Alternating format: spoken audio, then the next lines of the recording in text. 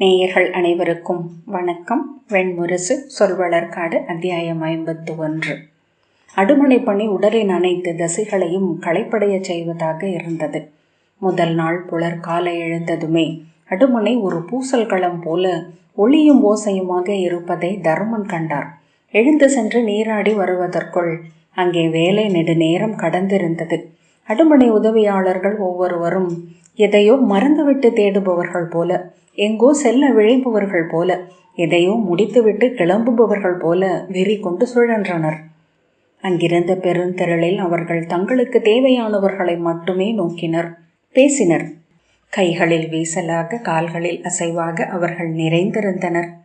சில கணங்களில் அவர்கள் மறைந்து கலங்களும் அகுப்பைகளும் சட்டுவங்களும் தங்கள் விருப்பப்படி முட்டி மோதி ஒலித்து முழங்கி முனகி சுற்றி கொண்டிருப்பதாக தோன்றியது. தருமன் என்ன செய்வதென்றறியாமல் தயங்கியபடி நின்றிருந்தார்.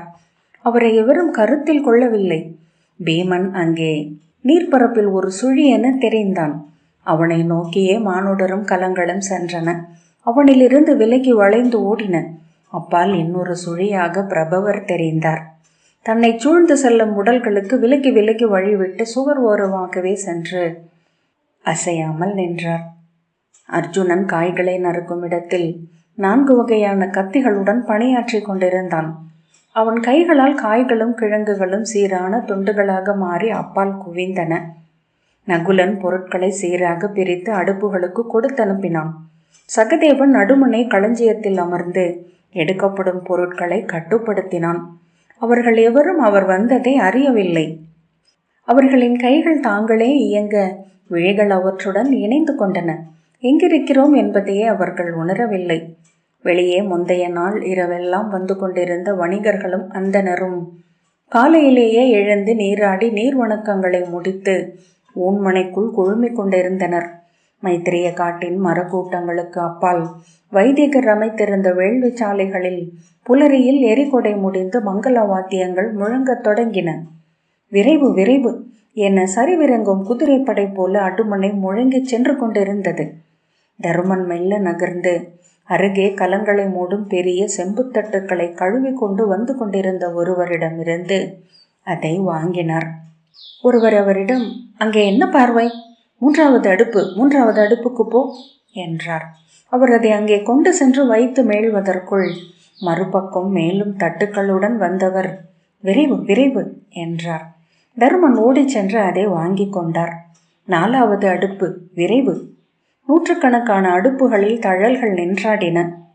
அவற்றின் மேலிருந்த செம்பு கலங்கள் அனல் கொண்டு மெல்லிய விரிசல் மணி ஓசையுடன் செந்நிறமாயின.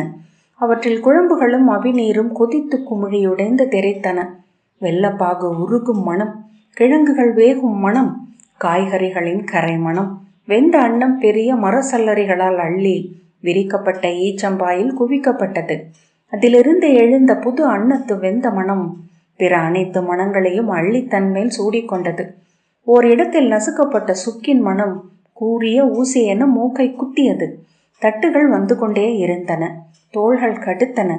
கெண்டைக்கால் தசைகள் இழுபட்டு வலி தெரித்தன. அங்கே விளம்பு களங்கள் என ஒருவர் தருமனை நோக்கி கூவினார். பரிமாற வேண்டியதுதான் உடனே என இன்னொரு குரல். அவர் விளம்பு களங்களை நோக்கி ஓடினார். அப்பால் ஓடை நீரில் கழுவப்பட்ட கலங்கள் வந்து கொண்டிருந்தன. அவற்றை கொண்டு சென்று நிறை கலங்கள் அருகே அடுக்கினார்.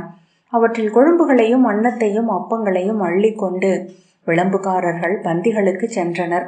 குடிநீர் தொன்னைகள் என கூச்சலிட்டபடி ஒருவர் அன்னப்பந்தலில் இருந்து ஓடி வந்தார்.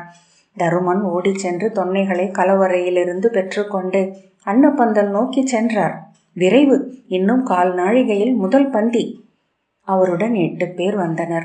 அவர்கள் ஒருவரை ஒருவர் அடையாளம் காணவில்லை. எறும்புகளைப் போல தலையெதிர் வந்ததும் ஒற்றை சொல் உரைத்து விலகினர். பந்தலில் நீண்ட 8 நிறைகளாக ஈச்ச ஓலைப்பாய்கள் சுருள் நீட்டி விரிக்கப்பட்டன. 6 நிறை சிவப்பும் 2 நிறை வெண்மையும். பாய்களின் அருகே தைக்கப்பட்ட காட்டிலைகள் விழுந்து நீண்டு இலை மாலை போல எழுந்தன. தொன்னைகளில் குடிநீர் வைக்கப்பட்டது. விளம்புபவர்கள் எதையும் எண்ணாத கையுறுதியுடன் பணியாற்றினர். முதலில் உப்பு, பின் இனிப்பு, அதன் பின் ஒரு கனி, எளிய தொடுகறிகள். ஒவ்வொரு இலையும் வண்ணப்பொட்டுக்கள் கொள்ள நீண்ட இலை மாலையின் வண்ணம் மாறிக்கொண்டே இருந்தது. இளம் பச்சை இலை தொடர் வண்ண மலர் மாலை என ஆகியது. பந்தி அழைப்பு என்றார் ஒரு விளம்புகாரர் ஓடியபடியே. ஒருவர் தருமனை நோக்கி, முதியவரே, பந்தி அழைப்பு என்று கூவிவிட்டு தொன்னைகளுடன் சென்றார்.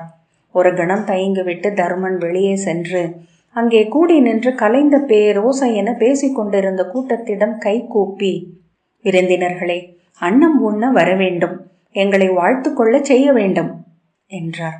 ஒரு இளைஞன் சென்று மரத்தாலான மணியை அடித்தான்.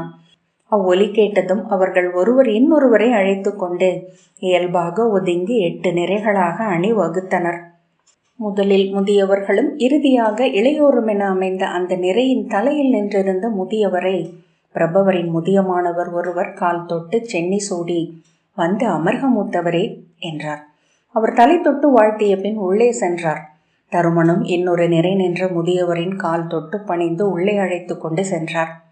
8 நிறைகளாக உள்ளே வந்தவர்கள் ஓசையின்றி உடை சுருட்டி கால் மடித்து அமர, பூவும் சருகுமாக நீர் நிறையும் வயல் போல அன்னசாலை வடக்கு மூலையிலிருந்து நிரம்பியபடி வந்தது. ஒருவர், ஏன் இங்கே இத்தனை ஆட்கள், கலங்கள் எங்கே என்றார். தருமன் இதோ என்று அடுமனை நோக்கி ஓடினார். அங்கே அடுப்பிலிருந்து அடுக்கலங்களை காதுகளில் கயிறு கட்டி மூங்கில் ஊடே கொடுத்து தூக்கி ஊன்றுகோல் நாட்டி மெல்ல அசைத்து அப்பால் இறக்கி கொண்டிருந்தார்கள். அவர்களின் உழைப்பு கூச்சல் கூரையை முட்டியது. வேர்வை வழியும் முதுகுடன் பீமன் ஒருவனாகவே ஒரு செம்பு கலத்தை தூக்கி இறக்கி வைத்தான். மேலும் தட்டுக்கள் என ஒருவர் தருமனை நோக்கி கூவ அவர் ஓடை நோக்கி ஓடினார். கலங்கள் உடனே வேண்டும், 2ஆம் நிலை உணவுகள் சென்று கொண்டிருக்கின்றன. யாரெங்கே? பிரபவர் வெளியே சென்று ஓடை அருகே நின்று உடலில் 2 தொன்னை நீரை அள்ளிவிட்டு வியர்வையை கழுவிக்கொண்டு இன்னொரு மர உரி ஆடையை அணிந்தபடி பந்தி நோக்கச் சென்றார். அவருடன் சென்றபடி அவருடைய முதன்மை அணுக்கன் 8 நிறைகள், 478 இலைகள், முதல் 6 நிறைகள் இரவுண்ணா அருக நெறியினர். ஆகவே அன்னமே போட்டுவிடலாம் என எண்ணம் என்றபடி அவருடன் சென்றார். அவர் தருமனை அறியா விழிகளுடன் நோக்கியபடி கடந்து சென்றார். ஊன்புறைகளில் கலங்கள் முட்டும் ஒலியும் உணவு கலங்கும் ஓசையும் மெல்லும் மூக்குறிஞ்சும் இருமும் கணைக்கும் ஓசைகளுடன் கலந்து ஒலித்தன. உண்ணும் ஒலி, அதை அவர் அப்போதுதான் கேட்பதாக உணர்ந்தார். அப்படி ஓர் ஓசை உலகில் உண்டென்றே அறிவது போல. தருமனை நோக்கி வந்த ஒருவர், தொன்னைகளும் இலைகளும் பந்திக்கு செல்லவில்லை என்று கூவியபடி அகப்பைகளுடன் ஓடினார். தருமன் தொன்னைகளையும் இலைக்கட்டுகளையும் கொண்டு சென்று ஊன் நிறைகளுக்கு பின்னால் நின்றிருந்த விளம்புகாரர்களுக்கு கொடுத்தார். சுக்குநீர், சுக்குநீர் என ஒரு குரல் எழுந்தது. அவர் ஓடிச் சென்று சுக்குநீர் குடங்களை தோளில் சுமந்து கொண்டு வந்து வைத்தார். அவை கொதித்து கொண்டிருந்தன. கரிந்த வாழை இலைகளை சுருட்டி வைத்து தோளில் ஏற்றி கொண்ட போதும் கூட தழும்பி தோளில் சொட்டி விதிர்க்கச் செய்தன. மறுபக்கம் அமர்வு கொட்டகைகளுக்கு வெற்றிலை சுருளும் நறுமண வாய்மங்கலங்களும் செல்லட்டும், இதோ எழப்போகிறார்கள் என்றபடி ஒருவர் அவரை கடந்து ஓடினார். வாய்மங்கலங்களை வெளிக்கொட்டகைக்குள் கொண்டு சென்று அடுக்கிவிட்டு அவர் வரும்போது ஓசையாலேயே முதல் பந்தி முடிந்தது தெரிந்தது. நிறைவான ஏப்பங்களும் மூச்சொலிகளும் எழுந்தன. முதியவர் ஒருவர் மெல்ல கனைத்ததும் அனைவரும் நிறையென எழுந்தனர். தொலைவிலிருந்து பார்த்தபோது அலையொன்று எழுவது போல தெரிந்தது. அவர்கள் ஆடை கலையும் ஒலிகளுடன் எதுவும் பேசாமல் வெளிப்பாதையில் நடந்து கை கழுவும் ஓடையை நோக்கி சென்றனர். எச்சில் கைகளை இடைக்கு கீழாக நீட்டியபடி நிறையாக சென்று தோண்டிகளிலும் தொன்னைகளிலும் நீர் அள்ளி அப்பால் சென்று கழுவினர்.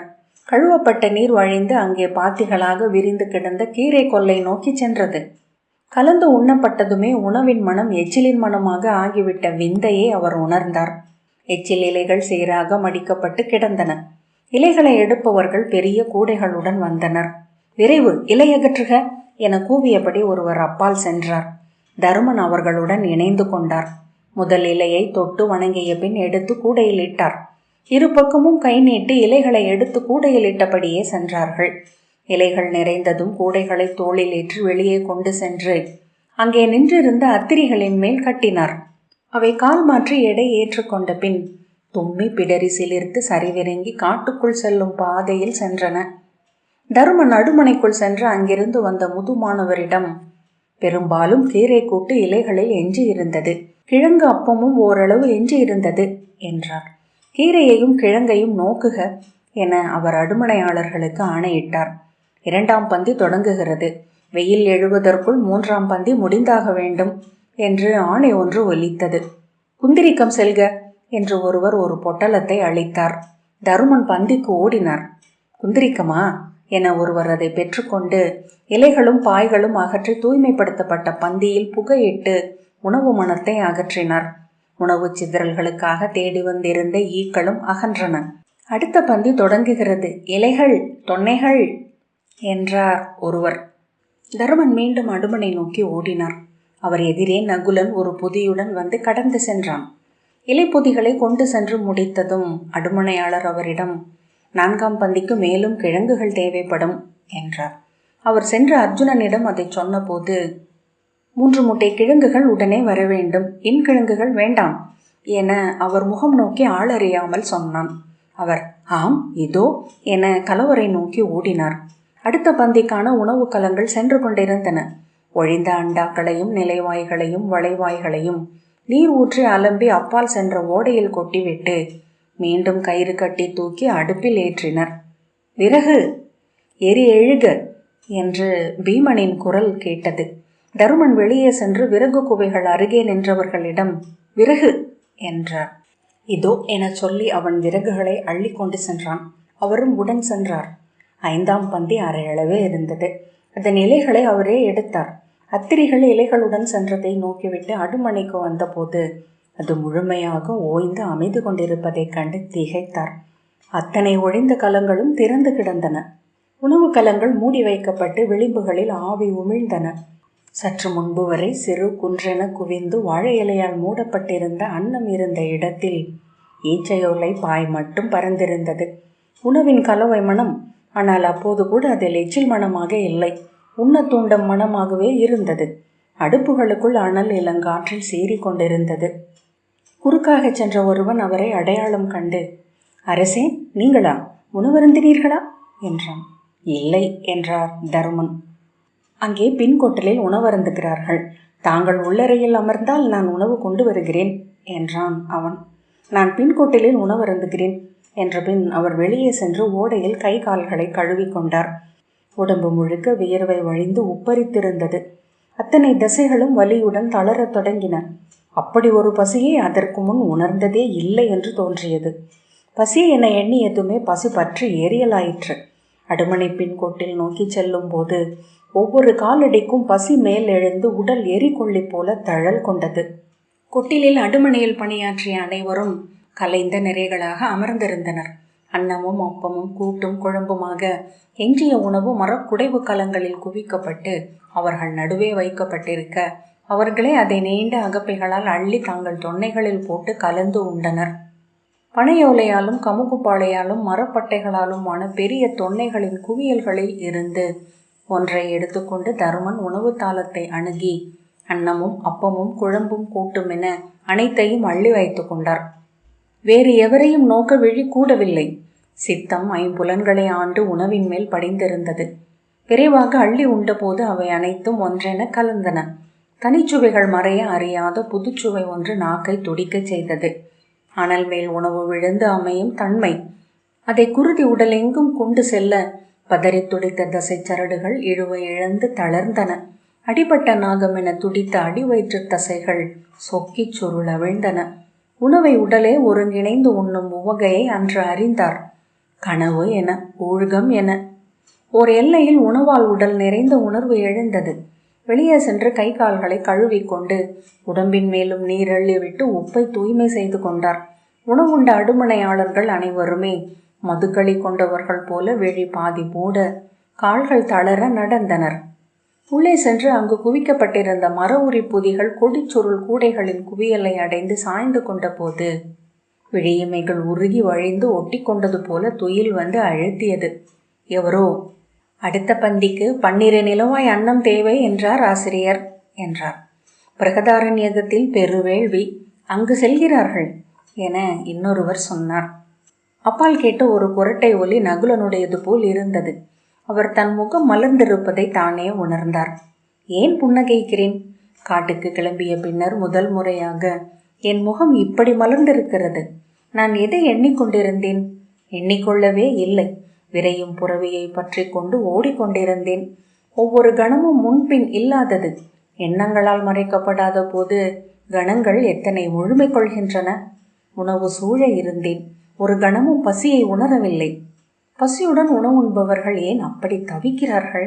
காதலியை காணச் செல்பவர்கள் போல, கண்டு முத்தமிடுபவர்கள் போல, உடல் சேர்ந்து ஒன்றாக விழைபவர்கள் போல. உண்டு எழும் நிறைவில் அவர்கள் மானுடர் அடையும் உச்சம் ஒன்றில் இருக்கிறார்கள். அதுவரை ஒருவரோடொருவர் எத்தனை பேச்சு, எவ்வளவு முறைமை சொற்கள், பிறரை மதித்தல், தான் மதிக்கப்படுகிறோமா என கண்காணித்தல். உண்ட பின் முழு தனிமை. தனிமையில் மட்டுமே எழும் எண்ணங்கள். தனிமை கொண்டவர்களுக்கு இசை கேட்பவர்களின் முகம் எப்படி அமைகிறது? அல்லது இசை கேட்பவர்கள் தனிமையில் இருக்கிறார்களா என்ன? சற்று நேரம்தான் துயின்றிருப்பார்.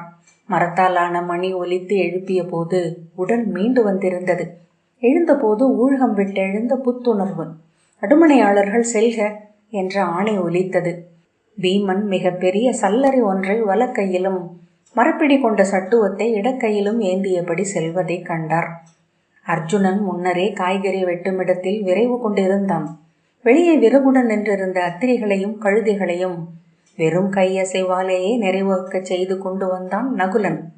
நினைவிலிருந்தே அத்தனை களஞ்சிய கணக்குகளையும் தொகுத்து ஓலையில் பொறித்து அடுக்கிவிட்டு மீண்டும் பொருள் அளிக்க தொடங்கியிருந்தான் சகதேவன். ஒவ்வொருவருக்கும் ஒரு தனித்திறன். பாண்டவர்களில் அவர் மட்டுமே பிறராணை கேட்டு பணியாற்றுபவராக இருந்தார். மீண்டும் பணியில் பொருத்தி கொண்ட போது அனைத்தும் முன்னரே வகுக்கப்பட்டிருந்ததை உணர முடிந்தது. முந்தைய முறையை விட உழைப்பு எளிதாக இருந்தது. வெளியே உணவு பந்தல் நிறைந்து ஒழிந்து நிறைந்தது.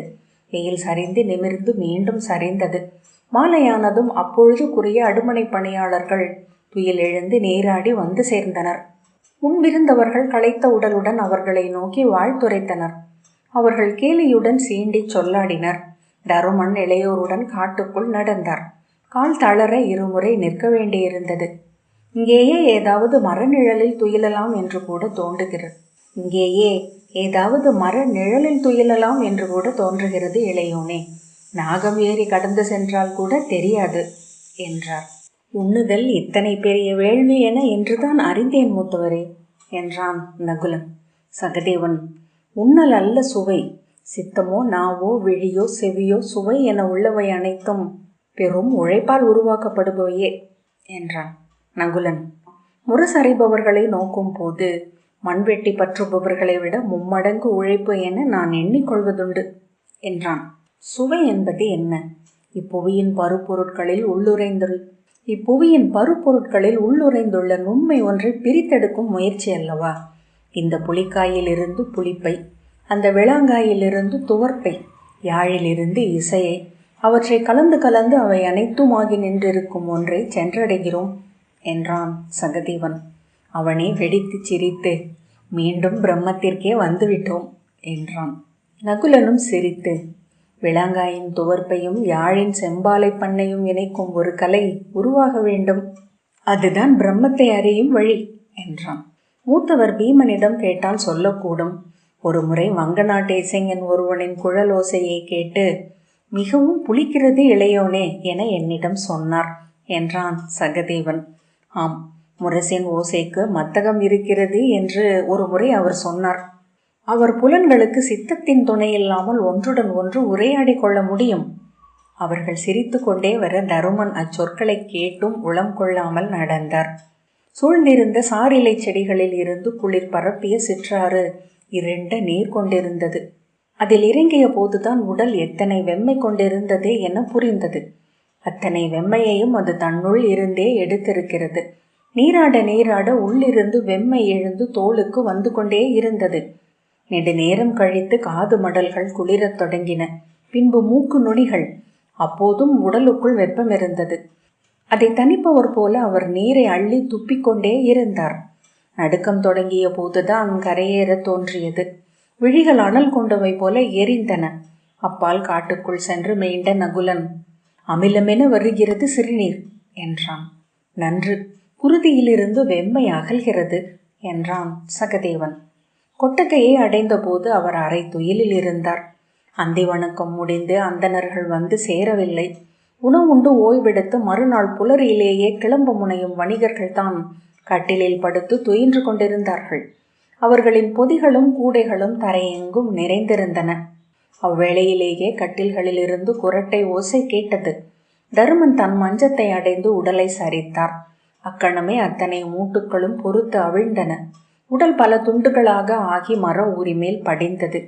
நகுலன் ஆடைகளை மடித்து வைத்துவிட்டு அருகே கட்டிலில் படுத்தான். அருகே கட்டில்களை சேர்த்து போட்டு அமர்ந்திருந்த வணிகர் குழு ஒன்று உரத்த குரலில் உரையாடி கொண்டிருந்தது. அவர்களின் நடுவே அமர்ந்திருந்த பெரிய வெண்தலைப்பாகை அணிந்த மனிதர் புலவர் போல தெரிந்தார். 3 இயல்புகளால் ஆன இவ்வியற்கையின் ஒவ்வொரு பொருளும் முதல் இயற்கையின் சிறு வடிவே. பொருள் என்பது பொருண்மை என்றான நிலை. எதிர் நிகர் இயல்புகளின் தொகைக்கு மேல் அமர்ந்த நோக்கன். நோக்கனின் கூறு உள்ளுரையாத பொருள் இல்லை. நோக்கன் விலகுகையில் பொருள் தன் பொருண்மைக்கு பொருள் கொடுக்கும் அடிப்படையை இழந்து விடுகிறது. அப்போது பொருள் இருக்குமா என்று ஒருவன் கேட்டான். சாங்கியர், பொருள் என்றும் இருக்கும், ஆனால் அதை பொருளென காட்டும் எவ்வியல்பும் இருக்காது என்றார்.